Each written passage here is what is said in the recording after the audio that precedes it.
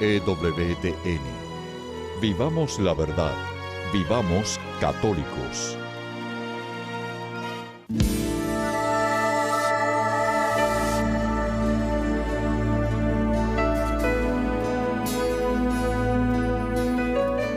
Ver en ti el amor, la compasión de Jesús, el más glorioso trabajo de todos, alabar a Dios en su reino, todos movidos por el Espíritu.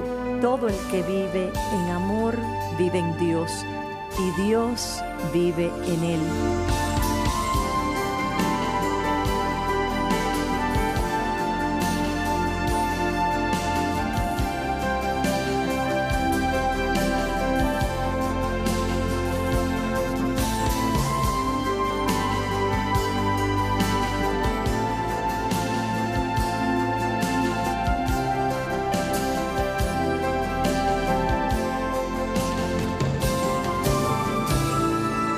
Vamos a hablar sobre Jesús.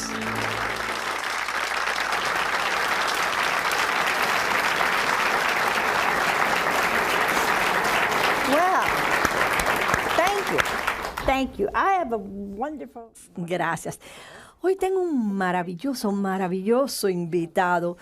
De muchas maneras estamos muy orgullosos de él. Voy a decir su nombre entero porque lo he estado practicando durante los últimos 20 minutos y las hermanas me dijeron que me daban 2/5, así que voy a ver si puedo sacar 3/5.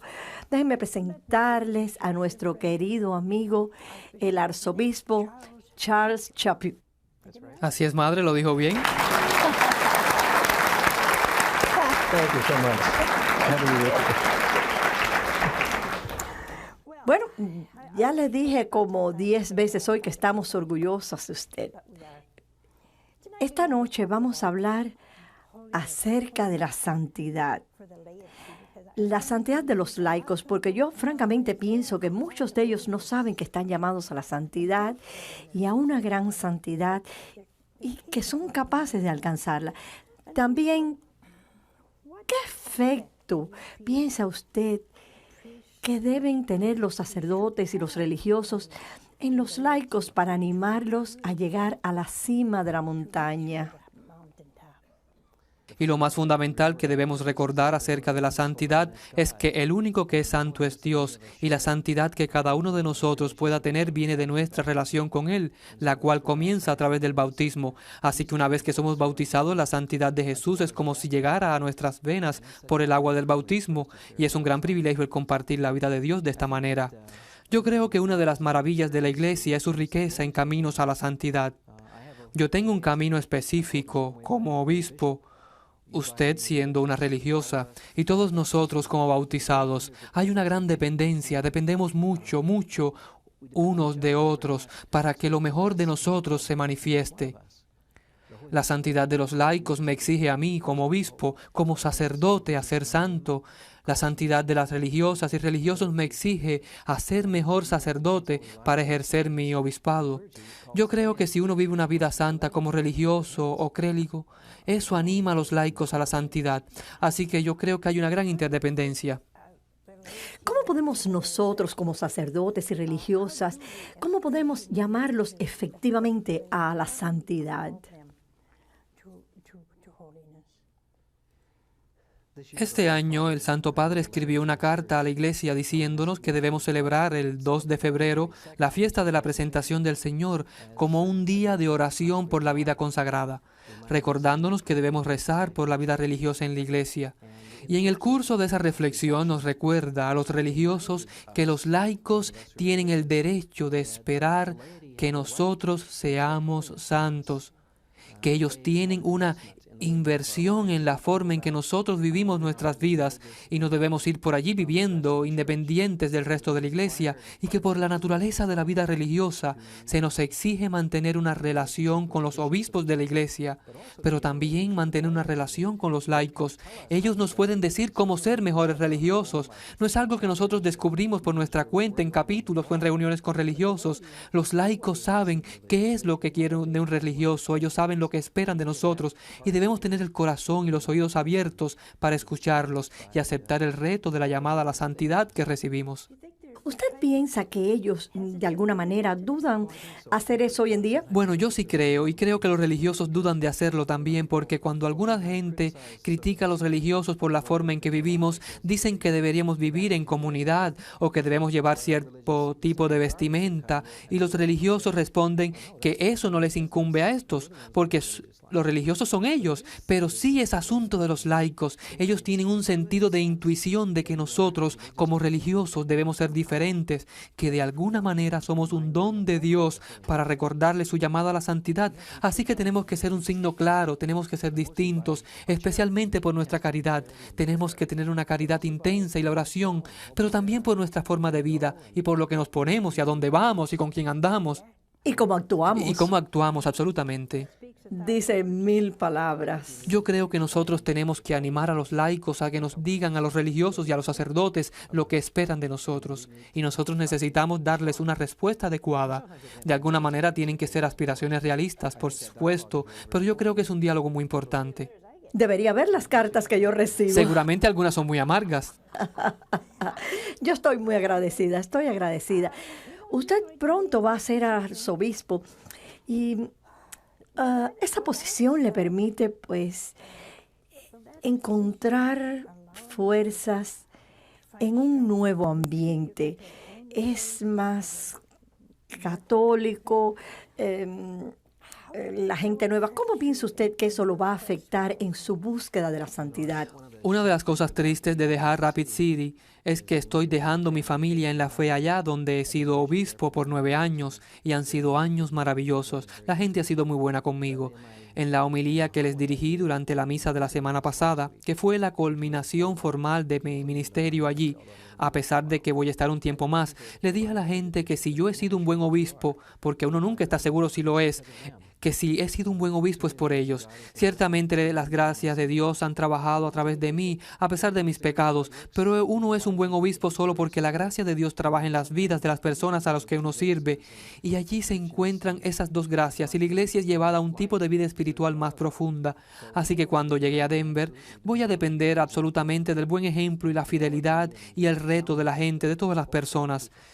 Todos nosotros, todos los bautizados, somos igualmente llamados a la santidad, a la generosidad con Dios y al servicio en el mundo y en la iglesia.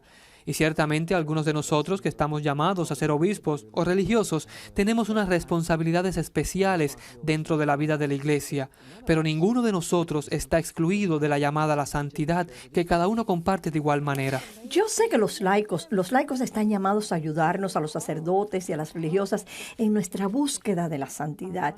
Y yo creo que eso es algo más o menos nuevo y que ustedes necesitan entender. Espero que lo entiendan porque dependemos mucho de ustedes y la gente se sorprende porque creen que la santidad es una prerrogativa de las hermanas religiosas, de los hermanos y los sacerdotes y todos de los que vivimos en comunidad. Saben que no hay mucha más santidad allí que afuera.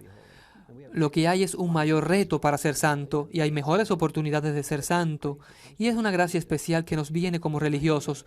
Pero cuando yo conozco una buena madre que vive una vida entregada a su familia, cuando conozco un buen padre que rechaza una promoción en el trabajo para poder ser mejor padre y esposo, y cuando conozco un joven que ha estado casado pocos años y su esposa ha sufrido una embolia y está permanentemente en cama y él se mantiene fiel a ella, esas son llamadas a la santidad como cualquiera a la vida religiosa.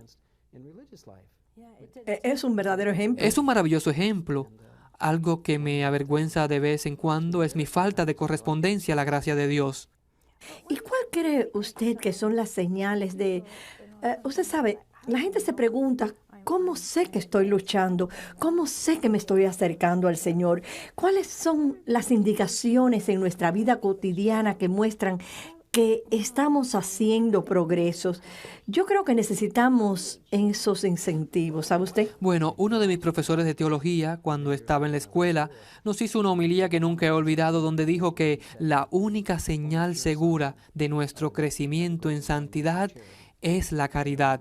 Cuando soy menos egoísta, cuando vivimos más en relación con nuestras hermanas y hermanos, eso no quiere decir que uno sea indeciso. Cuando uno dice que necesita ser más caritativo, quiere decir que uno ama a la gente lo suficiente como para decir la verdad, suficiente como para sacrificarse por ellos, ama a Dios suficiente como para ser tajante en la generosidad con Dios. Así que una señal segura de nuestra santidad es la intensidad del amor y la caridad. ¿Sabe que una de las mayores, yo creo que gracias, una gran gracia de Dios, a pesar de que la mayoría de la gente piensa que la aridez en la oración es una señal de desánimo o una señal de que uno no está haciendo lo correcto? ¿Le gustaría explicar ese paso hacia adelante? ¿Por qué puede y debe ser un paso hacia adelante eso? Yo creo que puedo usar alguna analogía de la vida cotidiana. Cuando una mamá está cambiando el pañal a su niño, eso no le da mucha alegría. Pero yo estoy seguro que es una mayor muestra de amor que cuando lo amamanta y siente esa unión especial. Es decir, que el sentimiento de si Dios está ausente o presente no importa, es la fidelidad a Dios. Creo que fue Santa Teresa de Ávila la que dijo que debemos ser como los soldados, apostados a las puertas del castillo de un rey. Si el rey está adentro o no, no importa, lo importante es que estamos cuidando el castillo del rey. Ella también usaba la analogía de una flor. Cuando comienza su vida como semilla, esta pasa una gran parte del tiempo en la oscuridad, desarrollándose antes de salir a la tierra y brotar como una flor. De la misma manera, si nosotros vamos a brotar en la fe como quiere el Señor, tenemos que pasar un tiempo en la oscuridad, sin sentir la presencia de Dios, siendo fieles a su cónyuge, yendo a trabajar cada día, si eres el esposo, cuidando a los niños en la casa, si estás atendiendo la casa como esposa.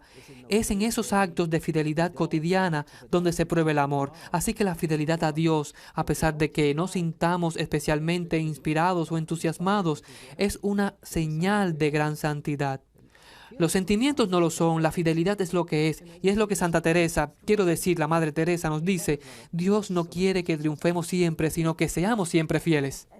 Eso es algo muy grande. No estamos llamados a ser triunfadores, estamos llamados a ser fieles. Y esa es una gran lección. Usted ha sido obispo ya por 9 años. ¿Nos podría decir cuál ha sido un incidente, un evento que haya tenido realmente un efecto en usted sobre los laicos? Un ejemplo que le haya dado un laico. Bueno, sería ese ejemplo que di acerca de ese joven esposo que le es fiel a la esposa. Habiendo estado casados por poco tiempo, ella tuvo varias embolias y obviamente no van a poder tener una vida como ellos esperaban. Y sin embargo, la fidelidad de él ha sido una gran señal para mí. Eso sucedió en la vida real, es una experiencia mía. Es algo asombroso. Sí, es asombroso. He conocido gente joven cuyos ojos les brillan cuando descubren la aventura de enamorarse de Dios. Uno ve la luz en la gente joven y algunos de ellos no saben de qué Dios se ha enamorado. Pero por lo menos podemos decir que pueden reconocer quién es la fuente de alegría y energía de sus vidas. Eso siempre ha sido una fuente de inspiración para mí. Y una de las cosas que creo muy importante que debemos saber es que cómo Dios nos ha hecho para sí, la aventura más importante es la aventura de la santidad. Nosotros los católicos pensamos que la santidad está asociada con el sadismo, que es tristeza, dolor, sufrimiento, y que debemos estar dispuestos a pasar por todo ello. Pero la santidad es la aventura de la vida, porque Dios nos ha hecho para Él mismo. Por eso la única aventura que realmente cuenta es la que Dios quiere que sigamos y nos lleva a la santidad. Y yo puedo pensar en muchos ejemplos de mi vida como obispo, y antes de eso como sacerdote y como fraile capuchino, que me han inspirado a seguir este viaje. ¿Sabe que algunas veces cuando leemos la vida de los santos, los autores omiten las luchas? Yo creo que algunos autores van a tener que ir al purgatorio 30 años o más. O quizás 40 años. No sé, tengo que pensarlo. Porque ellos realmente nunca hablan de la lucha de estos santos. Y a veces uno lee un libro, uno lo baja y dice, bueno, yo no puedo hacer eso. Yo no tengo éxtasis ni tengo todos esos dones. Y algunas veces, pues uno como que se siente de segunda clase. Pero a mí me gustan los santos que han luchado, como San Jerónimo, que tenía un carácter terrible. San Jerónimo, nadie se podía llevar bien con él. y él peleó con otros santos de la iglesia como San Agustín. Era picaresco, era un tipo pícaro, realmente un pícaro, pero al mismo tiempo luchaba contra eso y buscaba la santidad. Y al final Dios lo tomó y superó todo esto al final. San Francisco tenía 25 años antes de su conversión y apenas estaba en los 50 cuando muere. Mucha gente de nuestros días que no se toma la vida en serio, en algún momento son vencidos por la gracia de Dios y en un momento cambian de vida. La alegría es otra característica de la santidad y algunas veces los libros muestran a los santos como infelices y los santos siempre, en una manera especial, comparten la alegría que viene del ser amado por Dios y llevan ese amor profundamente en su corazón. ¿Sabe que este San Jerónimo, cada vez que perdía el control, se golpeaba el pecho con una piedra? Yo viviría con las costillas rotas siempre. Ay, Dios mío. Pensé, tiene que haber una forma más fácil para mí. Yo creo que Dios nos toma del material del que estamos hechos, a cada uno de nosotros, y lo va moldeando hacia la santidad, y se convierte en algo diferente. Cada uno de nosotros es una persona diferente. Algunos de nosotros estamos inclinados más a la oración por naturaleza, a otros por la caridad, a otros les cuesta mucho reflexionar o ser caritativos, y tenemos falta de carácter. Pero Dios sigue tomando lo que sea y lo moldea a imagen de su Hijo, y eso comienza en el bautismo. Y una vez que Dios comienza ese proceso, no podemos hacer cualquier otra cosa sino ponernos en el camino. Y eso es lo que los santos hacen, ponerse en el camino de los maravillosos poderes de creatividad de Dios. Yo creo que por eso es que los laicos, pues a ellos les cuesta mucho pensar que otros laicos sean santos. Si uno dice, oh, ese es un hombre santo, le dicen, sí, yo lo conocí bien. ¿Qué quieres decir con eso de que lo conociste bien? Tenemos gran dificultad en creer que nuestro vecino pueda que tenga un alto grado de santidad. Así es. San Francisco también le dijo algo acerca de eso a sus hermanos, que algunas veces critican a otros hermanos. Ellos sabían los detalles, ¿sabe? Y San Francisco dijo, nunca podemos estar celosos del bien que vemos en otros, porque cuando estamos celosos del bien, estamos siendo celosos de Dios, de los dones que Dios le ha dado a ellos. Y yo creo que esa es la razón por la que a menudo criticamos a otros, porque estamos celosos de sus bondades. Y eso algunas veces no permite que algunos cambien, porque tienen miedo que otros lo noten y se burlen de ellos. Eso es especialmente verdad en la gente joven. Ellos sienten la llamada a la santidad, pero no lo quieren mostrar porque la gente va a decir que se creen mejores que los demás. Y lo que ocurre es que nos atravesamos en el camino a la santidad de los demás, y eso es muy triste y en realidad un verdadero pecado, bloquear la santidad de otros. Una de las características de la iglesia de nuestro tiempo son las organizaciones laicales, donde la gente encuentra apoyo a sus deseos de santidad. Han brotado por toda la iglesia y cada vez que veo un grupo de esos, me envuelve mucho y yo animo a la gente que participe en ellos. No podemos hacernos santos solos, no podemos. Y uno de los santos, San Basilio, dijo, ¿cómo vas a crecer? ¿Cómo vas a lavarle los pies si vives solo? Lo que está diciendo es que Jesús nos dijo que la forma de hacernos santos es lavándonos los pies los unos a los otros. Y el santo animaba a los monjes a que se aseguraran de vivir relacionados con otros para que pudieran lavar los pies de otros. Nadie se hace santo solo, lo hacemos en comunidad, y yo realmente quiero animar a la gente que nos está viendo a que una de las formas que pueden crecer en santidad, si están luchando, es buscando amigos que también quieren participar en la lucha por la santidad y puedan rezar juntos, animarse unos a otros, hablarse, quererse. Hablando de ser caritativos, yo le pregunté a un hombre, ¿usted va a misa? Y él dijo, no, solo los hipócritas van a misa. Y yo le dije, bueno, si va uno más, no importa. That's right. That's right. Y cuando la gente me dice que ellos no necesitan ir a la iglesia para rezar, yo les digo, por supuesto que no, pero el resto de nosotros necesitamos tu presencia para que nos mueva a una mayor santidad. Si tú vas a la iglesia un domingo y eres la única persona que está allí, vas a dejar de ir después de un tiempo. Así que la presencia de unos y otros en la búsqueda de Dios es muy importante. Yo creo que también es importante que le pidamos a la gente que venga con nosotros a misa o recoger a alguien que no pueda ir, que no pueda caminar, que esté paralítico. Sería maravilloso que lo recogiésemos y lo lleváramos a misa. Madre, una vez más quiero hablar sobre la cuestión de la relación entre los religiosos y los laicos y su búsqueda de la santidad. Creo que somos muy importantes para ellos y es obvio que hay una multitud alrededor de nuevo hoy y eso es una señal para mí y para el resto de la iglesia de que usted es un símbolo para ellos y para todos nosotros de la llamada a la santidad que Dios nos hace. Y eso es lo que se supone que deben hacer los religiosos en las comunidades donde se encuentren.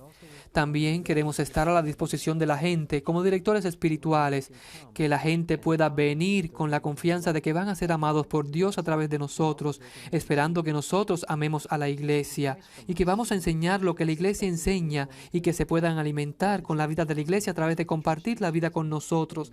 Así que los religiosos siempre han jugado un importante papel en la búsqueda de la santidad de los laicos. A través de los siglos, les enseñamos a orar y espero que no perdamos ese don hoy en día. Necesitamos mucho a los religiosos. Necesitamos tener más vocaciones a la vida religiosa. Necesitamos rezar por vocaciones a la vida religiosa. Entusiasmar a los jóvenes de nuestras familias para que abracen la vida religiosa. Yo estoy convencido que la crisis de vocaciones en la iglesia, ya sea de clérigos o religiosos, es causada por una sola cosa, que no amamos a la iglesia. Y vemos a la iglesia como una institución más que como el cuerpo de Cristo. ¿Y cómo puede uno animar a su nieta o a su hijo a que sea religioso, sacerdote, si lo que van a ir es a servir a una institución más que al cuerpo de Cristo? Así que yo creo que realmente nos hemos dado un tiro en el pie, quizás en la cabeza, en esta cuestión de no amar a la iglesia. Nos preguntamos, ¿por qué no tenemos vocaciones? Bueno, es nuestra culpa. Dios nos da vocaciones abundantemente, pero recibimos solo las que merecemos y nuestra iglesia recibe las vocaciones que merecemos. Necesitamos merecerla, deseando ser santos y luchando por ser santos y animando a la gente a entrar a la vida religiosa y a los seminarios. Yo creo que hay una abundancia de vocaciones por ahí Yo también. y que no están muy seguros de a dónde ir. ¿Qué esperanza tiene? Sé que tiene un nuevo nombramiento, pero ¿qué esperanza tiene usted para la iglesia en general? Bueno, una constante en mi propia vida y estoy seguro que va a continuar es lo que estaba diciendo hace un par de minutos sobre el amor a la iglesia.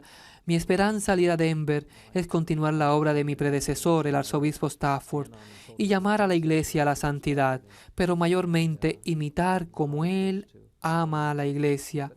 Él ama a la iglesia y espero mostrarles con mi propio ejemplo cómo yo amo a la iglesia y espero que les pueda enseñar con mis enseñanzas a amar a la iglesia y espero que juntos, si crecemos en nuestros deseos de servir a la iglesia, a Cristo y a su pueblo, la iglesia en Denver será bendecida de una nueva manera.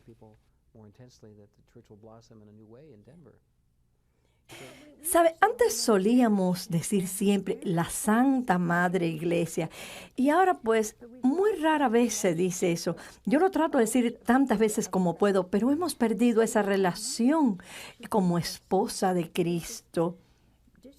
Y es nuestra madre, nos alimenta, nos da las gracias que necesitamos, los sacramentos, la santidad y toda clase de cosas para que nos acerquemos a Jesús, pero olvidamos que somos perdonados. Sabe que ese título de nuestra Madre Iglesia ha sido atacado en algunos círculos teológicos de nuestro tiempo, porque ellos dicen que si la iglesia es femenino y tiene que estar sometida a Dios, eso es otra señal de que las mujeres tienen que estar sometidas al hombre.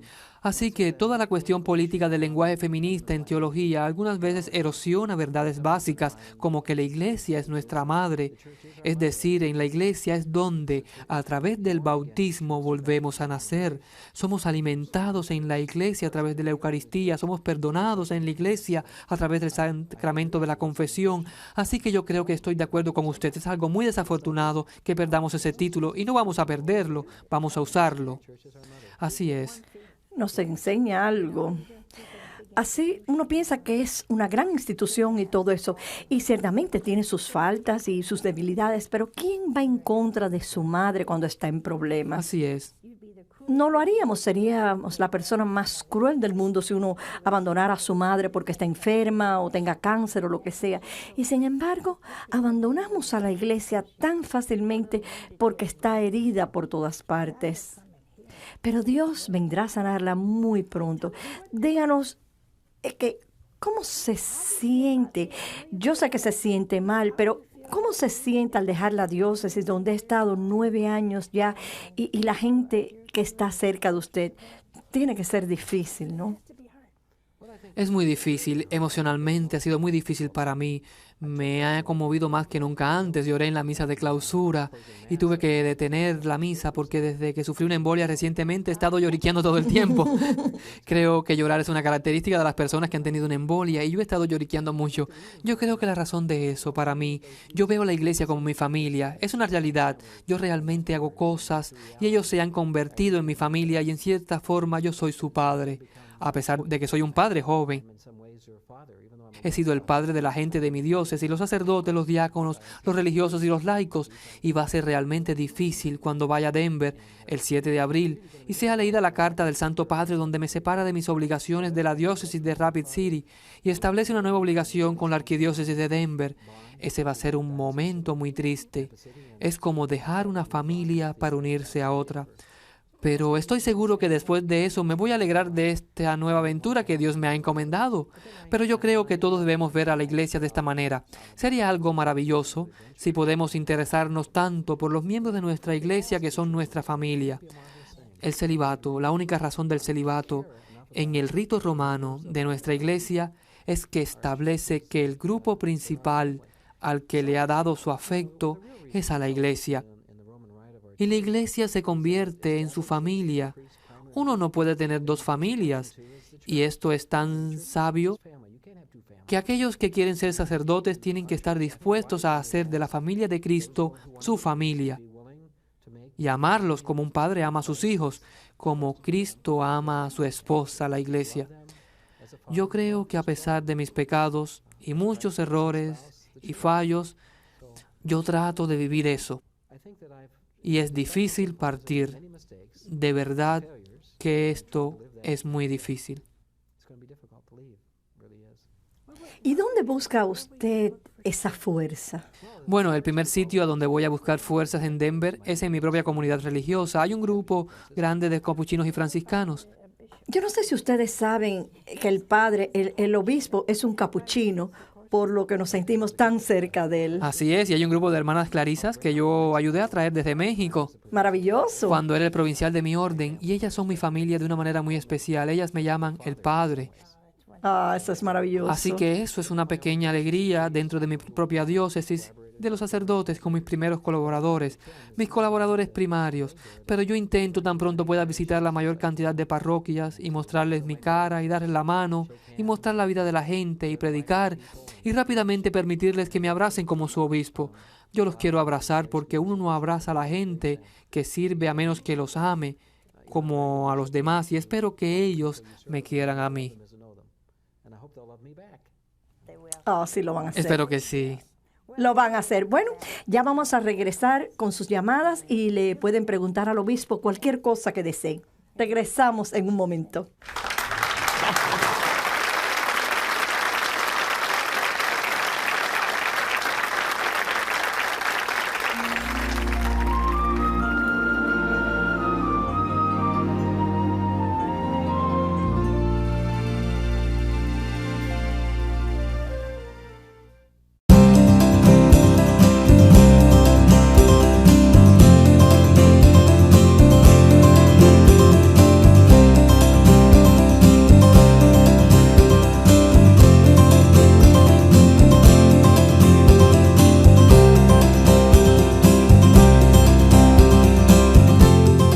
Hola amigos, mi nombre es Adriana Bendaño.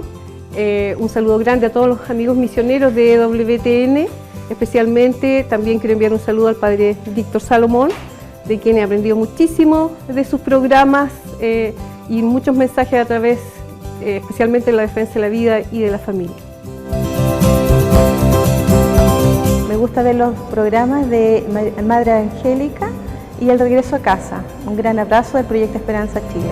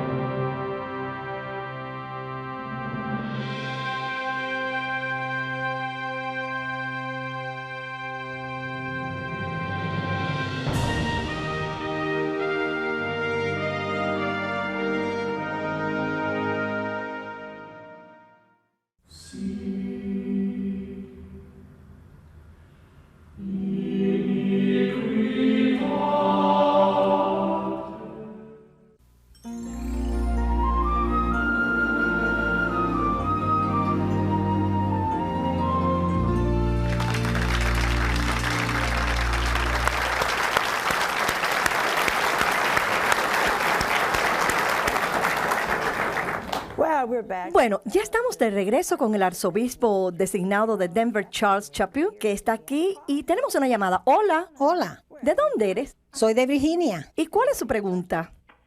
Sí, yo tengo 16 años y voy al colegio aquí en Virginia. Y he estado realmente cerca de Dios durante este año pasado. Yo veo por qué voy a la escuela pública, lo ateo, que son los niños en mi comunidad. Y yo trato muy duro de abrirles el corazón a la palabra de Dios, pero es muy difícil. Y parecería que no la quieren escuchar. Mi pregunta es, ¿cómo exactamente puedo yo abrirles el corazón a Dios? ¿Cómo les puedo hablar para llenarles el corazón del amor de Jesús? Bueno, madre, yo creo que cuando uno es una persona joven, la mejor forma que uno puede dar y recibir la fe es dando buen ejemplo. Por supuesto, lo recibimos de Dios, es un don de Dios, pero lo que le animaría a hacer es, a pesar de ese sentido de ateísmo que encuentras e incluso hostilidad, sé paciente y sé capaz de reír y estar alegre y mostrarles que puedes ser todo un ser humano, vivo.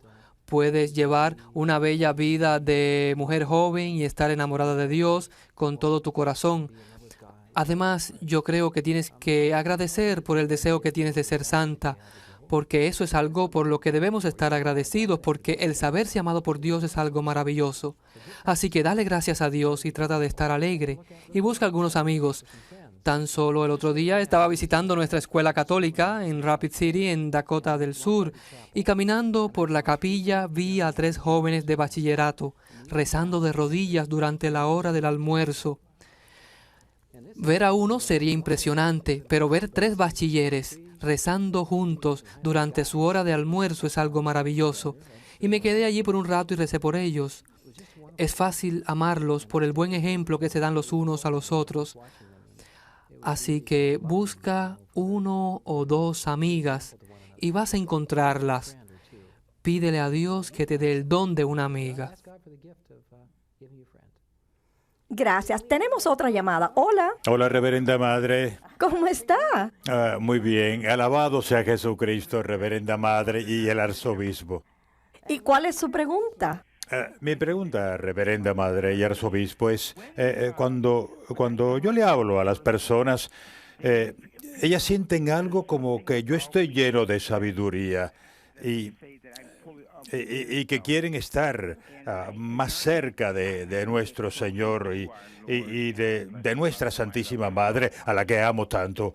Y como la gente viene y me hace preguntas acerca de la fe, cuando les respondo me dicen, wow, usted sabe mucho, ¿no es así? Yo les digo, bueno, allí está la Biblia y está la Santa Eucaristía, y les digo, y allí está el sagrario. Vayan, allí es donde uno encuentra todas las respuestas. ¿Esa es su pregunta? Sí, pero ¿cómo puedo hacer para traer de nuevo a esta gente a nuestro Señor? Bueno, madre, de nuevo, dele buen ejemplo primero que todo. Debemos preocuparnos por el ejemplo. Es un gran privilegio cuando Dios nos invita a hablarle a alguien, cuando la gente nos pide que le hablemos. Dios está activamente en aquello y es importante ser muy humilde y saber que es un privilegio el servirlo de esa manera. Hay que adquirir conocimientos para no desorientarlos. La única fuente que yo menciono, además de las que usted habló, es el Nuevo Catecismo de la Iglesia Católica, que es una fuente de gran sabiduría para todos nosotros en la Iglesia de hoy. Así que estudie mucho, ore mucho, sea un buen ejemplo. Aproveche todas estas oportunidades que Dios le ha dado de llevar a esa gente a Él. Gracias. Tenemos otra llamada. Hola. Sí, buenas noches, madre. Estoy muy contenta de verla de nuevo. Gracias. Yo estoy feliz de regresar. Me pregunto si el obispo me podría explicar algo acerca de inmersión. Nuestro párroco nos dijo que estaba prohibido y estuve esta semana en un seminario y los sacerdotes allí dijeron que estaba prohibida por la Iglesia Católica. ¿Está hablando de la inmersión en la comunión? Bueno, le puedo decir que la inmersión por mano propia no está permitida. Es decir, cuando la gente toma la hostia y ellos mismos la sumergen en la preciosísima sangre, pero es una forma legítima de recibir la comunión bajo las 2 especies. Cuando el sacerdote o el diácono o el ministro eucarístico sumergen el cuerpo de Cristo en la preciosísima sangre antes de darle la comunión. Así que creo que si está hablando de la inmersión por mano propia no está permitida. Gracias. Tenemos otra llamada. Hola. ¿Aló? Ya está de regreso. Aló. Quiero decirle buenas noches al arzobispo. Madre, tengo una pregunta. Primero quiero decirle que yo he regresado recientemente a la iglesia y me siento más cerca de Dios. Y yo le atribuyo esto a una querida amiga mía que de alguna manera nos distanciamos, y cuando renovamos nuestra amistad no puedo describir el sentimiento que tuve, y desde entonces he estado muy devoto a la iglesia. Pero madre, mi pregunta es, yo tengo 2 hijos mayores y me gustaría muchísimo que fueran a la iglesia, pero no van. Mi familia no va a la iglesia. Yo durante toda mi vida he ido por temporadas a la iglesia. Mi abuela me llevó desde que yo era pequeñito hasta que fui y me hace sentir muy mal. Muy mal. Bueno, madre, a mí me contenta que ella se sienta mal, porque hoy en día hay mucha gente cuyos hijos no van a la iglesia y los tratan de excusar, diciendo que ellos son diferentes a como nosotros fuimos, o van a encontrar a Dios de cualquier otra manera.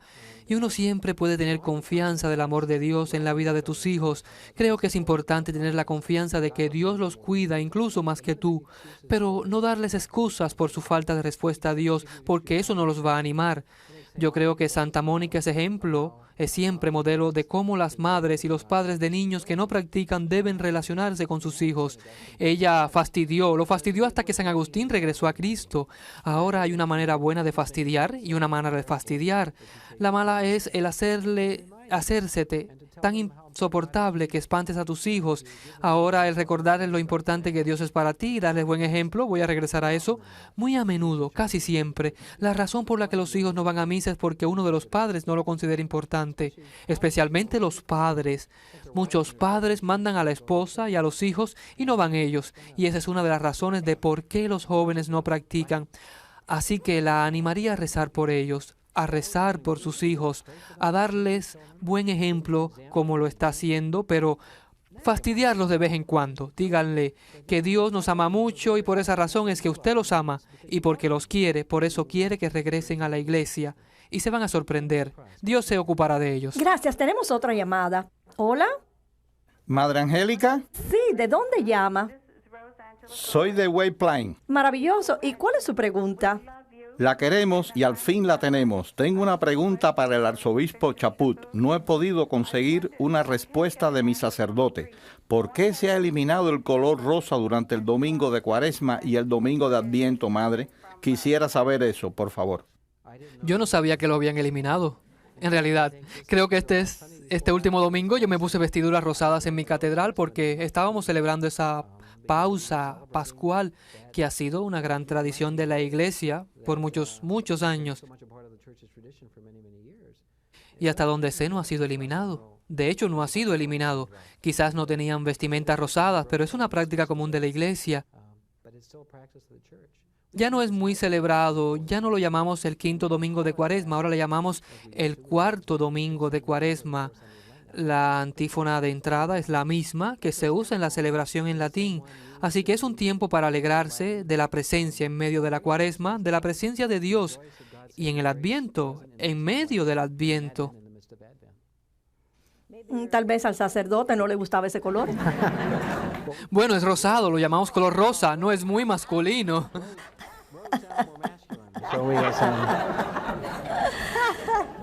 Bueno, pues sigue en esa forma, así que si no lo hace, pues debe pedirlo. Esa sería la mejor forma. Tenemos otra llamada. Hola. Hola, madre. ¿De dónde llama? Yo llamo de Denver. Oh, maravilloso. Bueno, en primer lugar, quiero decirle al arzobispo que estamos muy emocionados con su venida. Oh, gracias. Que ya lo queremos. Oh, muchas gracias. Mi pregunta para usted, arzobispo, es ¿cómo podemos conocer la voluntad de Dios en nuestra vida? Por ejemplo, si uno está teniendo muchos problemas en el trabajo, ¿cómo puede uno saber si es Dios que le está dando una cruz para que se desarrolle alguna virtud o es una señal que se debería estar haciendo otra cosa y respondiendo a la llamada de Dios de una manera diferente? Así que yo cuelgo y escucho su respuesta. Gracias. Bueno, mi respuesta va a ser un poco complicada. Yo desearía tener una simple respuesta a esa pregunta, porque queremos que la vida sea simple, pero no lo es. Y yo creo que hay varios elementos para discernir, y uno de ellos es la oración, por supuesto, de que uno sea fiel a Cristo, y lo que las Escrituras y la Iglesia nos enseñan. Yo creo que el impacto en nuestra familia es muy importante, es decir, puede que el trabajo sea terrible, pero si la única manera que tenemos para mantener la familia, sería un error decir que Dios me quiere aquí porque soy un miserable. Algunas veces tenemos que hacer cosas difíciles por cierto tiempo. Yo creo que la mejor manera de poner todo esto junto y asegurarnos de que no estamos racionalizando, siendo criaturas tendemos a racionalizar las cosas más de lo que creemos, es tener un director espiritual con el que podemos sentarnos y conversar todos los elementos que forman parte de la decisión y decir, ¿es la dirección en la que voy objetivamente buena? E incluso no tiene que ser un director espiritual permanente. Algunas personas dicen que no tienen un director espiritual, por lo que no pueden tener esa ayuda. Pero podemos ir a ver a alguien que sea conocedor, un sacerdote, una hermana, alguien que sea santo. En los primeros años de la iglesia la gente quería tener como directores espirituales a los santos, y nosotros tenemos que buscar gente que parece, según nuestra experiencia, que está en paz con Dios y que son generosos con su amor y pedirles que ellos piensen y decirles todas las cosas. Así que yo creo que esto está parte del proceso de discernimiento y la respuesta no es fácil ni simple. Tenemos otra llamada. ¿Aló? Aló, madre. ¿De dónde eres? ¿De Luisiana? De Luisiana, sí, Luisiana. Mi pregunta es, yo no sé exactamente si es un derecho o qué es, pero hay algunas veces, yo soy un convertido y cuando entro en la catedral, hay un lugar en el medio del pasillo donde ponen el pan y el vino. Y yo he visto a las personas tomar un par de formas y ponerlas en una pequeña cesta o algo así, o un pequeño plato, y no entiendo de qué se trata eso. Y yo quisiera saber si me lo pueden responder. ¿Ah? Gracias por responderme. Espero la respuesta. Tengo que responder todas las preguntas yo. Sí. Cuando tengo una buena la uso muy bien. Gracias, madre. Bueno, no, lo que está sucediendo allí es que después de la oración universal en la misa, el pan y el vino que van a ser usados en el santo sacrificio de la misa son traídos por los fieles para simbolizar que todos nosotros le presentamos a Dios nuestra pobre ofrenda y le pedimos a Dios que las transforme a través de su maravilloso amor y poder. A través del Espíritu Santo, transforme el pan en su cuerpo y el vino en su sangre. Así nos transforma en hijos suyos, a cada uno de nosotros al participar en el sacrificio de Cristo.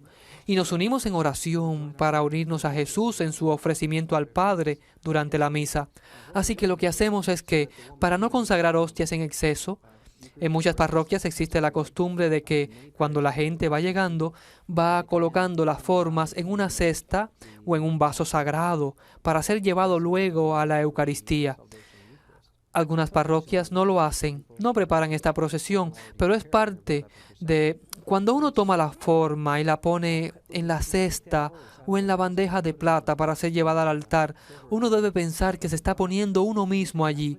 Esto soy yo, este es el ofrecimiento de mi semana o de mi día, esto representa mi entrega a Dios, y Dios toma eso y lo transforma y hace maravillas con eso, así como quiere hacer maravillas con nuestras vidas.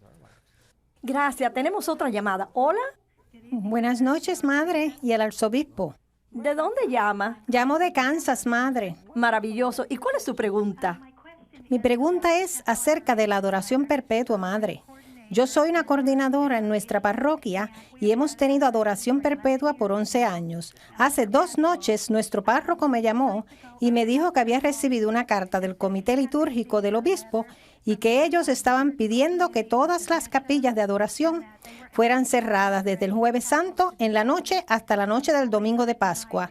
Yo quisiera saber si pueden comentar o explicarme esto para ayudarme a entenderlo. Muchas gracias. Bueno, saben que en las iglesias, después de la misa del Jueves Santo, hay una procesión con el Santísimo Cuerpo y la sangre de Cristo a una capilla donde se reserva. En muchas diócesis, incluso en la mía, leemos el Evangelio de San Juan, el último discurso de Jesús a sus amigos, desde ese momento hasta la medianoche, en un acto de adoración. Pero sabemos que en las directrices dadas para el Viernes Santo, la Eucaristía debe ser sacada de las capillas eucarísticas a un lugar fuera del cuerpo de la iglesia. Yo no sé si esta es una costumbre, pero se ha hecho mucho y yo creo que es para simbolizar a Cristo en el Santo Sepulcro el Viernes Santo, y luego la Eucaristía es traída a la iglesia nuevamente para la celebración del Viernes Santo, que no es una misa, pero está en las especificaciones para la liturgia y ha estado allí por años. Ahora, esta es la primera vez que escucho que en los lugares donde hay adoración perpetua, que la costumbre se haya extendido a esa parte de la vida litúrgica. Yo creo que es mejor que hable con su obispo, pero yo nunca he oído eso y me sorprende.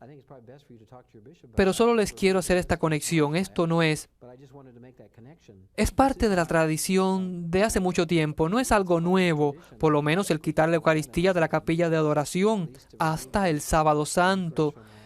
Madre, ¿usted tiene alguna reflexión sobre esto?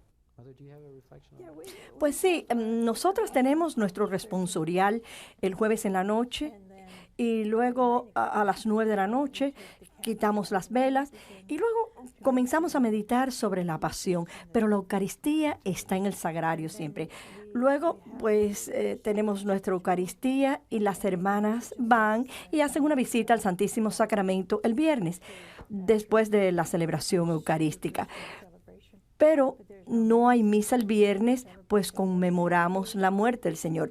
El sábado, nuestro Señor sigue en el sagrario, pero no en la iglesia principal. En la iglesia principal, el sagrario está abierto y el altar sin nada.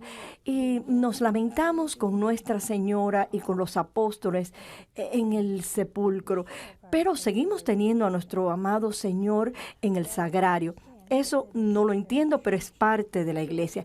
Así que mantenemos la atención en lo que debe haber significado para Nuestra Señora y para todos los apóstoles el tener ese sentido de pérdida. Y nosotros necesitamos sentir ese sentido de pérdida profunda porque mucha gente ha perdido la fe en la presencia real y algunas veces ignoramos al Señor y a pesar de que siempre tenemos a nuestro amado Señor con nosotros, al ir a una iglesia grande no hacemos la genuflexión porque pensamos que no está allí. Y eso le da a uno un verdadero sentido de admiración. Se nota la diferencia. Nuestras iglesias los sábados santos son como un salón, el Santísimo Sacramento no está allí.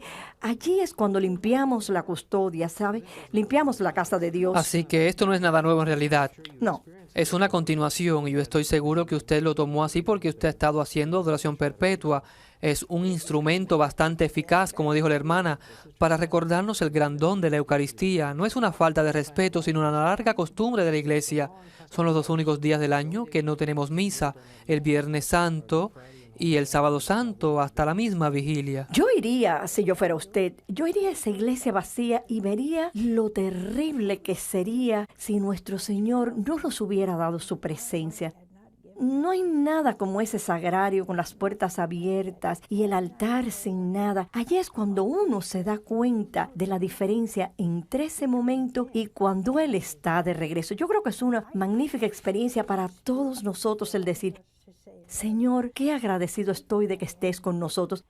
Uno simplemente se siente como perdido y es bueno sentir eso de vez en cuando. Así sabemos cómo se debe haber sentido Nuestra Señora y los apóstoles. Tenemos otra llamada ahora. Hola. Hola, ¿cómo está? Bien, ¿y usted? La llamo de la Florida. ¿Y cuál es su pregunta?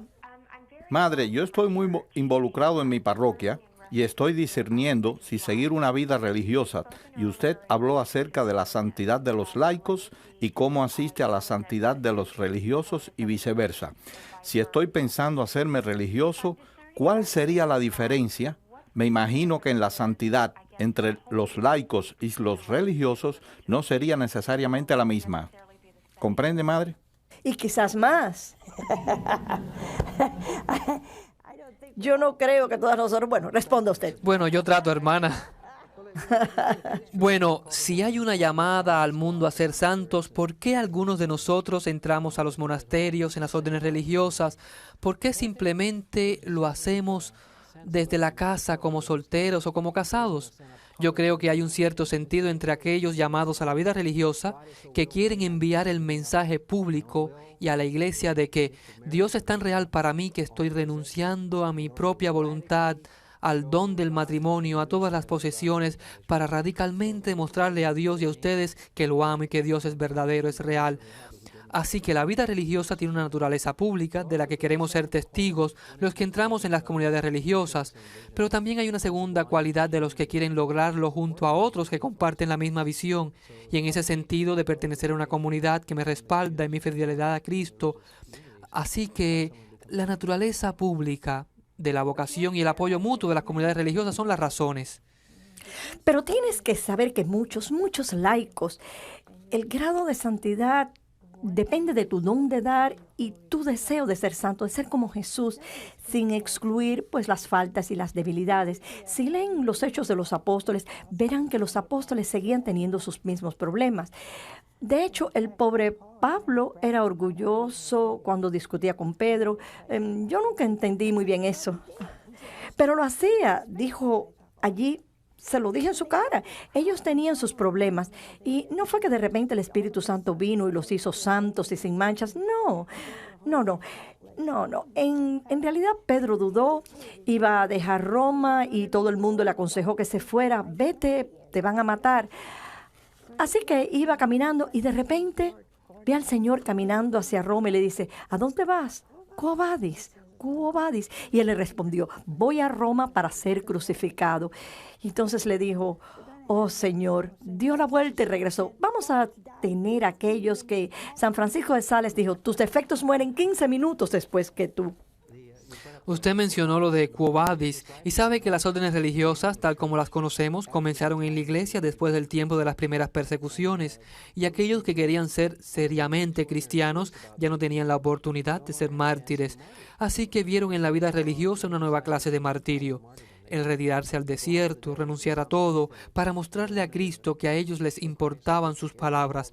Así que yo creo que nuestros tiempos demandan el mismo tipo de heroísmo. Y espero que haya mucha gente que quiera tanto al Señor, que quiera enseñarle al mundo su amor viviendo como religiosos. ¿Sabe que yo siento que hoy en día, y esto lo he dicho muchas veces, que yo creo que los jóvenes de hoy son capaces de un gran heroísmo para seguir a Dios? Quizás es que no los desafiamos lo suficiente. Bueno, yo presumo que van a ser como todos los demás en este país, ese movimiento de querer darle las agujas a los que usan drogas o darles preservativos porque nuestros jóvenes no pueden ser castos.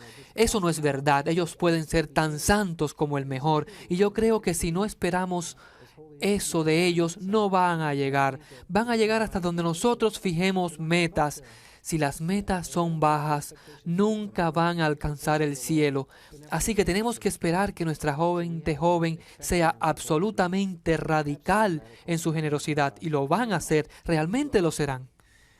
Quiero referirme a esta muchacha que llamó. Si en realidad tienes vocación, tienes que tratar de saber si es una vocación contemplativa o para una orden activa.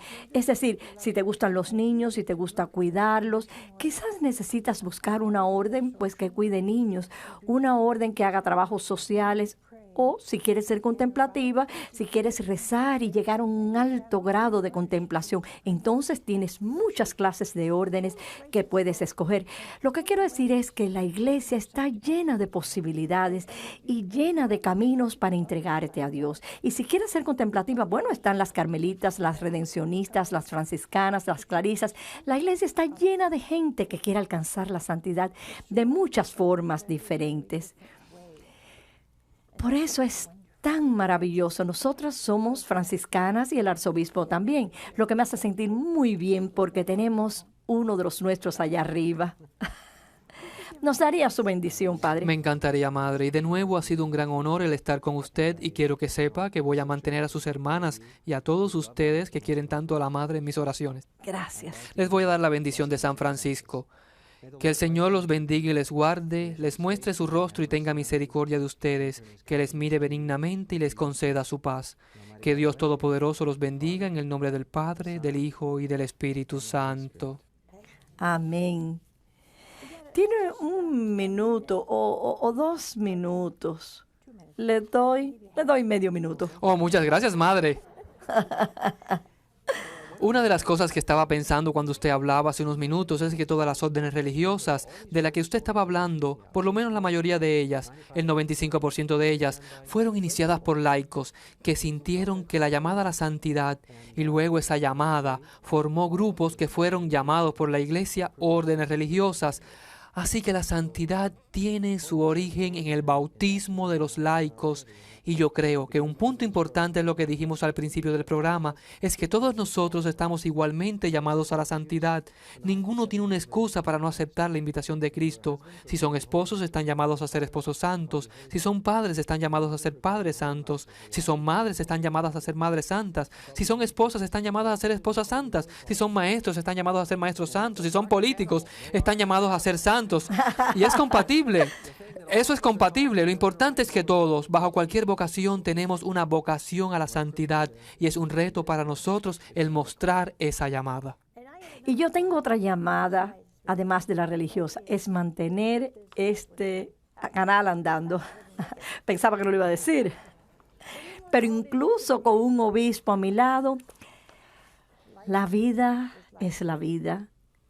Y el dinero es el dinero. Así que vamos a ver qué hacen. Sean generosos. Este es un momento difícil para nosotros. Estamos en 6 satélites diferentes en todo el mundo y el 1 de abril vamos a ir en una misma dirección al mismo tiempo que es diferente. Así que por favor escriban. Le pueden escribir a la Madre Angélica, Irondale, Alabama 35210. Este es su canal, su red televisiva y esta es su oportunidad de ayudar a evangelizar a todo el mundo. Hasta luego.